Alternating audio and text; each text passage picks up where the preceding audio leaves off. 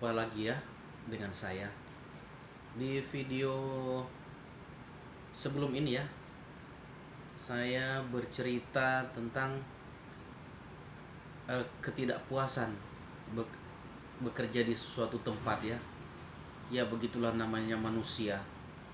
Kita kadang sudah dapat yang terbaik, tapi masih saja mau yang terbaik lagi.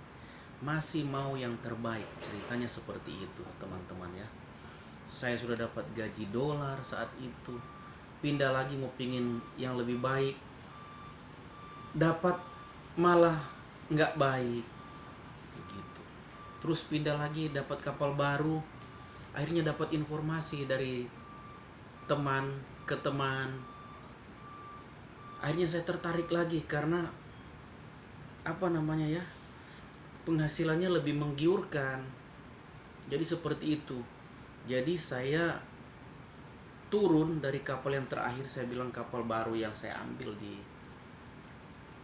Malaysia Timur yang terakhir ya, di Sibu. Dan akhirnya saya sudah merasa puas itu sekian bulan, 9 bulan ke berapa bulan ya begitu. Saya turun lagi ya teman-teman dan saudara-saudara ya. Faktor manusia ini itulah menentukan kita ya. Kita harusnya punya jati diri, tapi waktu itu saya belum ketemu jati diri ya, masih ya mau dibilang muda juga, sudah cukup dewasa, tapi faktor manusia itu tidak pernah puas. Jadi saya tergiur dengan informasi dari teman-teman bahwasanya ada perusahaan yang bagus, ini nomor teleponnya, kamu telepon orangnya, dan usahakan kalau sudah deal ya kamu berhenti aja yang seperti sebelum-sebelumnya. Jadi begitu cerita teman-teman ya. Jadi saya mempersingkat aja cerita biar Anda juga tidak terlalu bosan mendengar ocehan saya di sini ya. Cuman inilah suatu cerita yang bukan direkayasa, atau boleh dikata ini suatu curhatan ya. Curhatan yang sudah lama dan sudah menjadi suatu pengalaman yang pahit, juga ada pengalaman manisnya. Baru di saat ini saya sudah di penghujung karir, saya ingin menceritakan tentang semuanya itu. Jadi begitu saya mendapatkan nomor telepon keagenan atau orang yang memberikan job ini di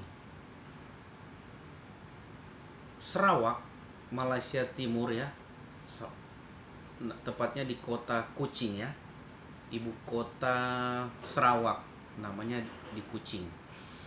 Jadi saya langsung notis ke perusahaan yang terakhir, namanya Inai Kiara. Itu kapal yang ketujuh ya kalau nggak salah, soalnya yang kapal Singapura itu gaji dolar, itu saya kapal kelima ya. Terus pindah 2 kapal di Malaysia, kapal ketujuh. Jadi itu ya teman-teman, mungkin di situ saya mendapatkan satu ujian ya. Jadi ceritanya kronologinya seperti ini. Saya minta berhenti dan di ACC 2 minggu berikut dipercepat. Jadi saya pulang, saya off dari Semenanjung Malaysia, tepatnya di negeri Terengganu. Kalau di Malaysia itu daerah atau provinsi itu dia bilang negeri ya. Kalau kita di Indonesia negeri itu sudah negara, jadi berbeda sedikit ya. Jadi saya naik bus lagi tujuan ke Johor Bahru, karena itu yang paling dekat lagi dengan Batam. Jadi waktu itu saya sudah punya keluarga, sudah married. Cuman kebetulan saya dengan percaya dirinya, uang itu hanya pas-pasan. Saya punya uang kira-kira waktu itu tahun 2005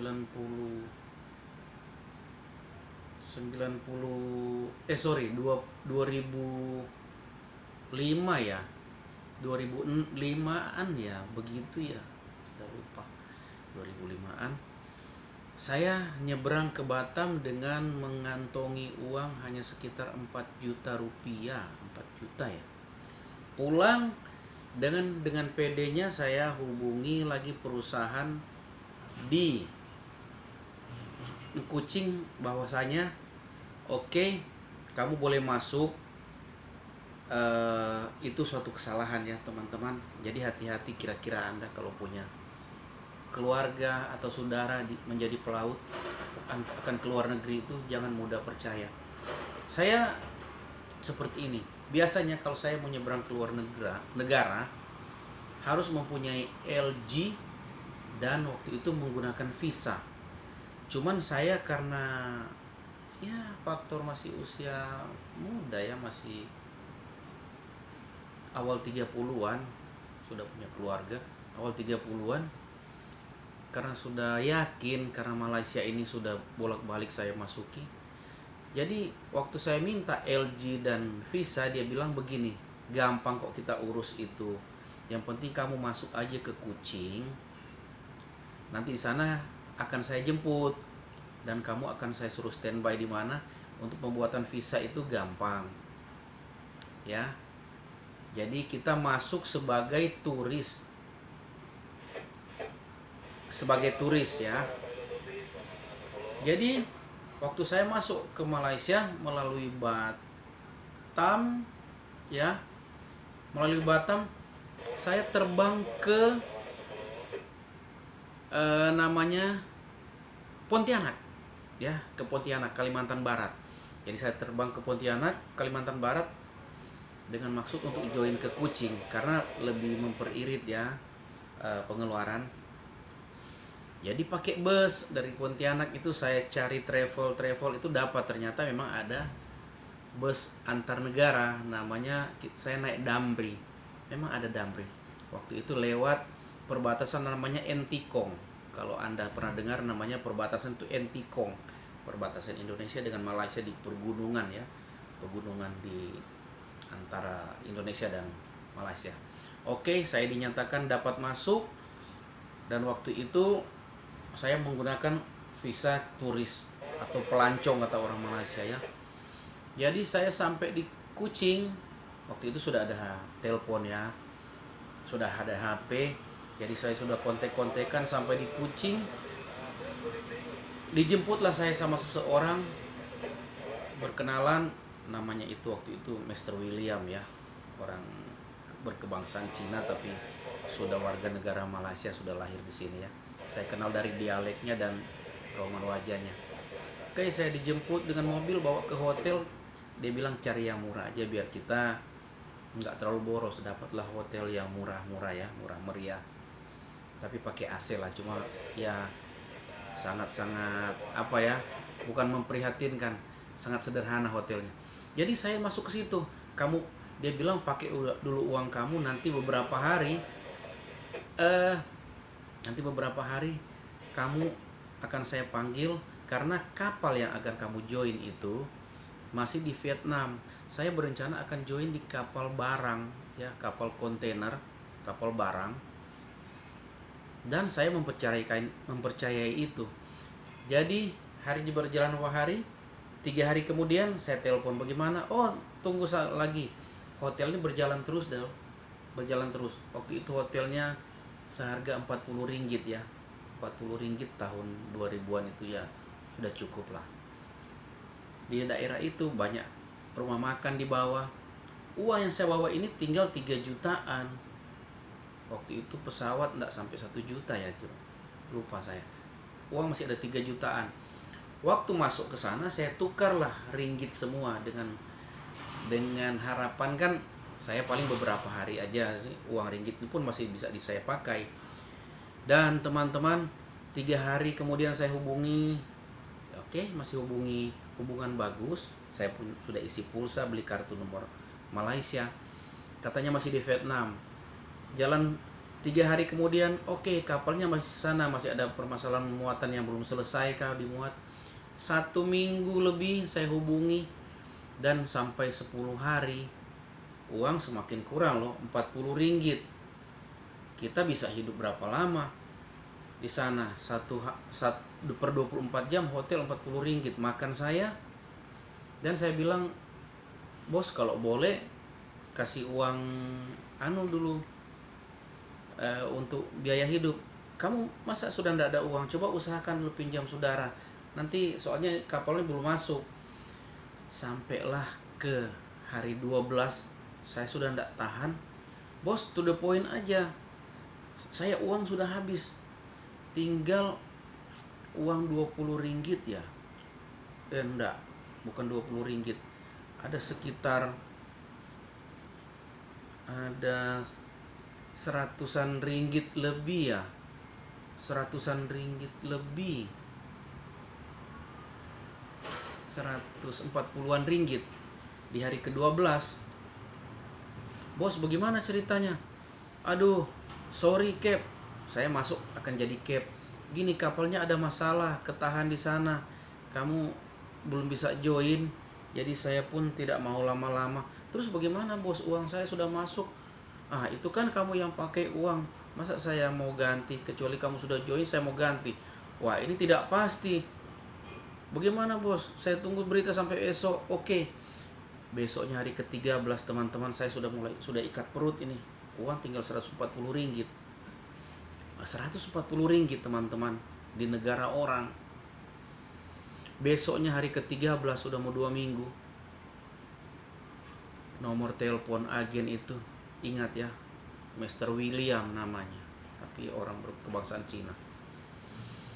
Nomornya sudah nggak bisa dihubungi. Panik nggak? Ya panik lah. Panik teman-teman. Wah, saya bilang ini, wah, kacau. Di negara orang, bukan cuma di provinsi di Indonesia. Kalau di Indonesia mah gampang. Dengan catatan saya tidak pernah memberitahukan keluarga segala kesusahan saya di luar negeri atau kesenangan saya. Coba kalau ada saudara-saudara saya lihat, pernah nggak saya mengekspos kesenangan saya di luar negeri atau kesusahan saya selama kerja di kapal? Nggak pernah kan. Paling ya main gym sekarang itu ya, olahraga, lari-lari. Tapi untuk memberikan gambaran kemewahan atau makan enak nggak pernah ya. Boleh teman-teman lihat. Dari dulu saya seperti itu. Saya nggak mau keluarga itu banyak berpikir tentang kesusahan saya di luar negeri. Jadi yang penting biarlah mereka tahu saya itu tetap senang. Ya, seperti itu. Saya punya style, saya punya pembawaan bekerja di luar negeri. Jadi waktu itu saya tidak memberitahukan keluarga yang ada di kampung ya, atau siapapun teman-teman pelaut. Ada teman pelaut yang berada di Batam. Wah, kok sampai begitu bro? Iya, begini ya, namanya teman itu banyak teman-teman ya. Kita kalau dikatakan teman itu pasti banyak. Yang teman betul-betul teman itu yang bisa membantu kita di saat susah. Kalau teman yang nggak bisa membantu kita di saat susah, itu boleh kategorikan ada teman yang hanya berteman biasa, yang teman yang bisa memberikan solusi, dan teman yang bisa membantu kita di saat kesusahan. Teman kita yang mana? Itu suatu pengalaman ya teman-teman. Jadi teman-teman itu nggak ada yang membantu kita, jadi nggak ada solusi, jadi cuma sekedar memberikan saran, ya sudah. Jadi hari ke-13 itu saya kehabisan kata. Saya mau ke kantornya nggak tahu, karena saya sudah merasa yakin yang mana saya sudah bisa diterima. Saya telepon sudah diblokir. Ya teman-teman, waktu itu pakai Line ya, masih aplikasi Line. Saya chatting sudah nggak bisa masuk.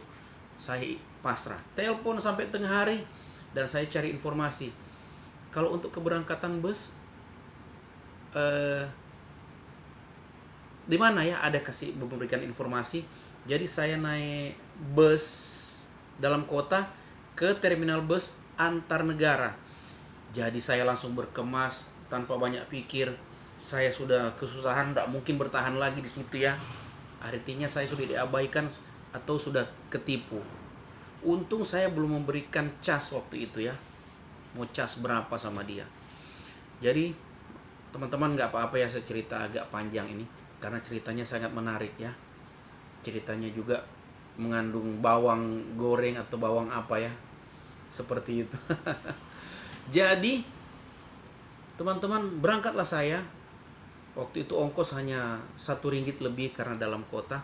Sampai saya di terminal itu bertanya tentang bus itu, bus Damri lagi, dan akhirnya tinggal 2 orang, bus itu sudah penuh. Saya masih mendapatkan tiket, dan akhirnya saya mendapatkan tiket, berangkatlah bus ini, dan saya bertanya sebelum berangkat, Pak, sampainya di Pontianak kira-kira kapan? Oh, kami sampainya besok tengah hari. Berarti perjalanannya itu ya sore ke tengah hari 20 jam ya. Lebih kurang 20 jam, 20-an jam. Karena waktu itu jalan masih rusak. Berangkatlah kami. Waktu berangkat tiket itu seharga 130 ringgit. Uang saya hanya 140. Masih ada 110 ringgit. 10 ringgit kalau sekarang 3.500. Berarti cuma ada 30-an ribu. Saya sudah berpikir, sudah kacau, dan tidak tahu berbuat apa. Ya teman-teman. Jadi berjalannya waktu, kami berangkat dari Kuching menuju ke perbatasan. Jadi begitu kami menuju ke perbatasan, sebelum sampai di perbatasan masih di wilayah Indonesia karena jauh jaraknya dari daerah Kuching ini ke Entikong itu.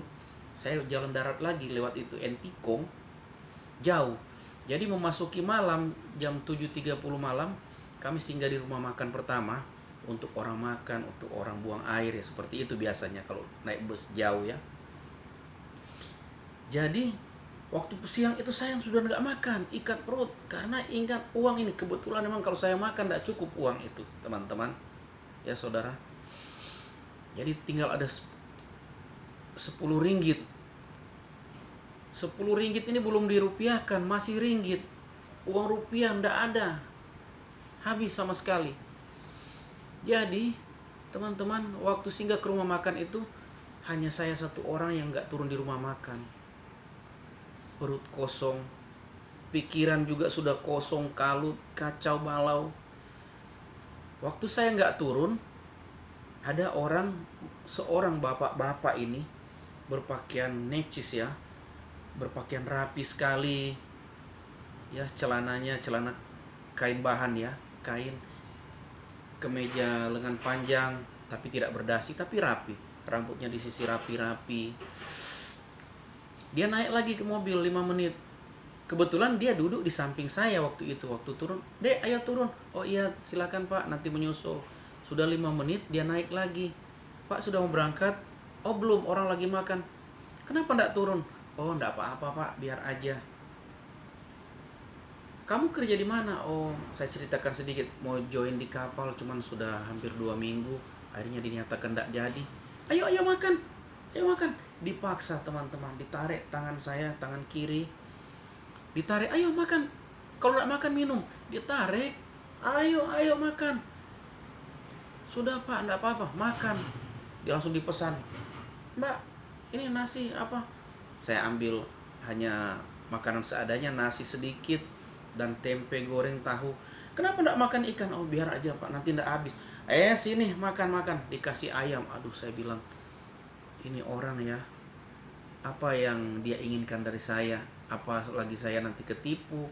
Tapi ini sudah balik ke Indonesia, saya tidak pernah takut. Kalau sudah balik ke Indonesia, itu negara kita. Kalau di negara orang kita bermasalah, kita bisa dipenjara. Di Indonesia juga dipenjara sih, cuman kita kan banyak pembelaan, artinya sudah di Indonesia. Jadi teman-teman, dipaksa makan. Begitu sudah makan, selesailah, dibikinkan teh, gula ya. Dia yang membayar semua. Ayo naik, dibelikan roti untuk di mobil, karena besok nanti pagi-pagi baru kita dapat rumah makan.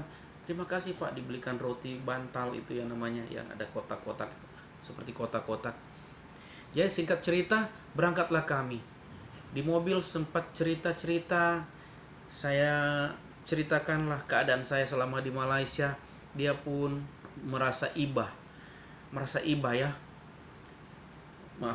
Maaf kata dia tanya, saya pun sempat berpikir, jangan-jangan saya sudah terlantar lagi. Maaf kata ya, ini sedikit bukan tentang kita berbeda keyakinan ya. Dia sempat tanya, kalau adik agamanya apa? Saya terus terang sama dia, saya bilang, maaf Pak, saya orang Kristen. Oh saya Muslim. Oh nggak apa-apa, itu cuma agama kan.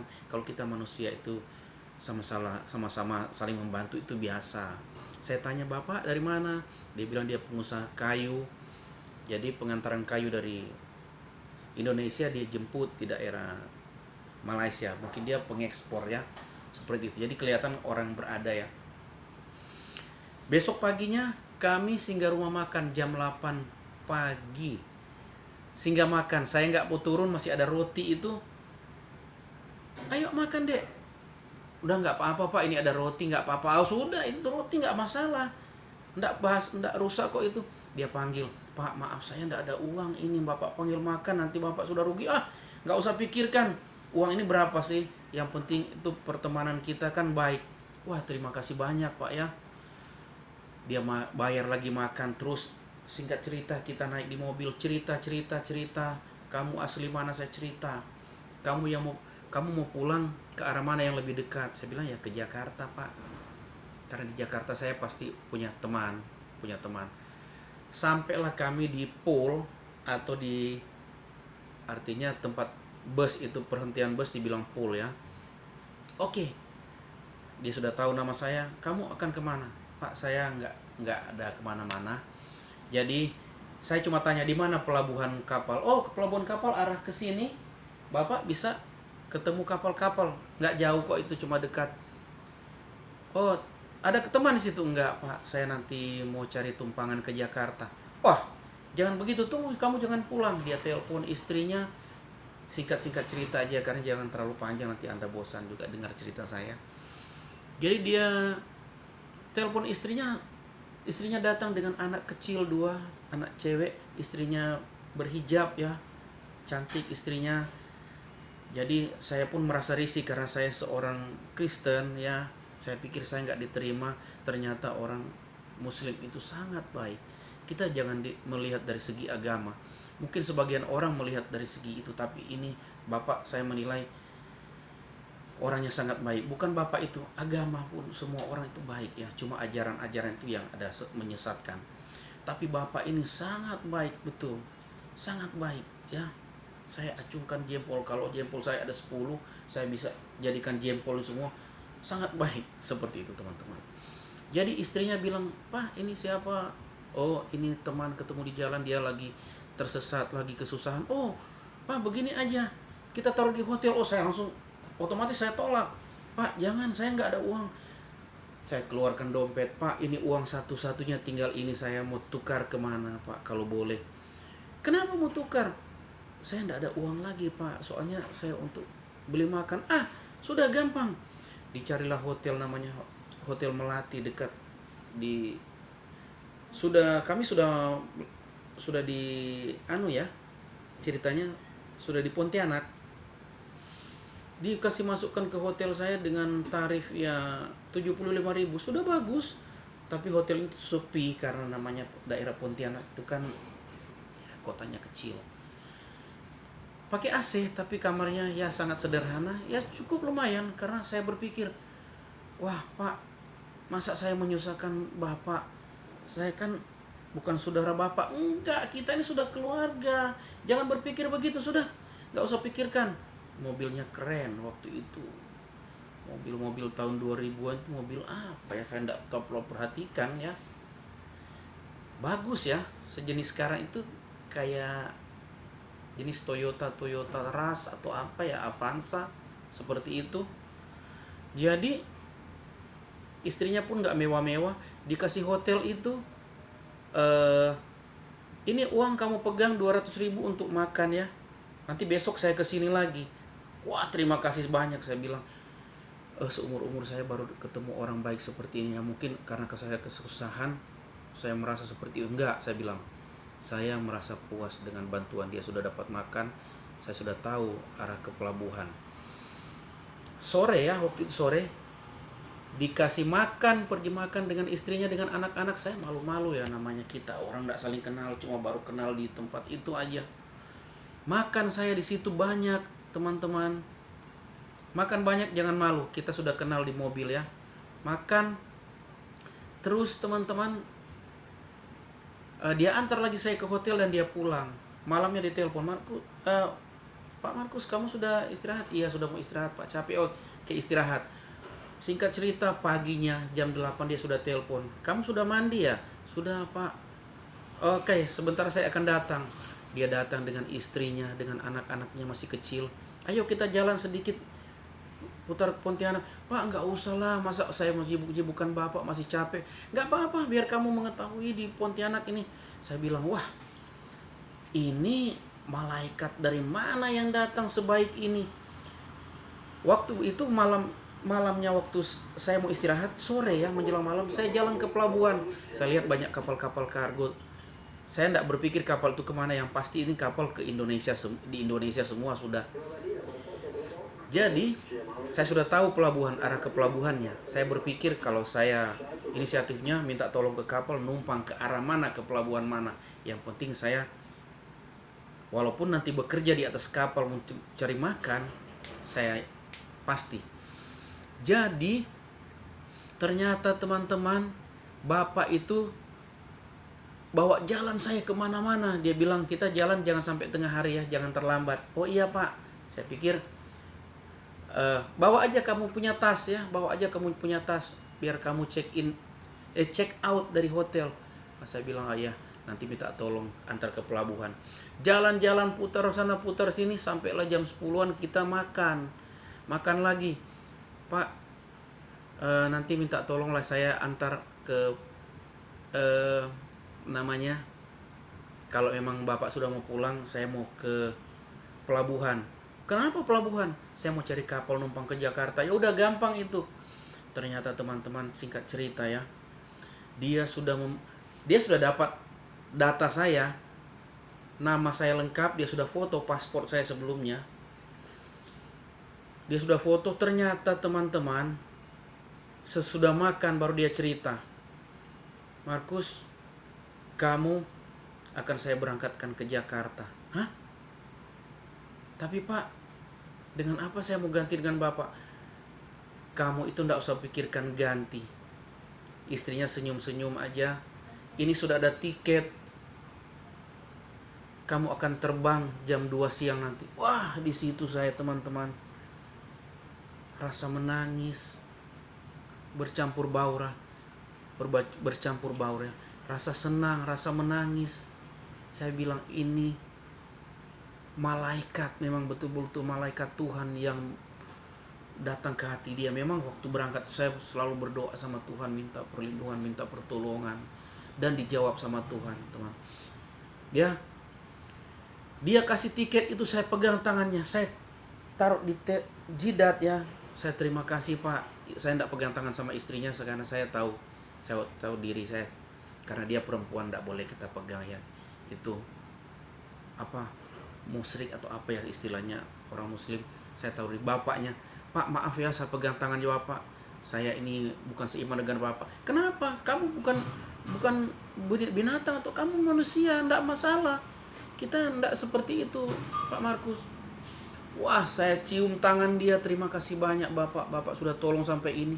Dia antar ke bandara di Pontianak itu. Saya lupa bandara apa namanya ya.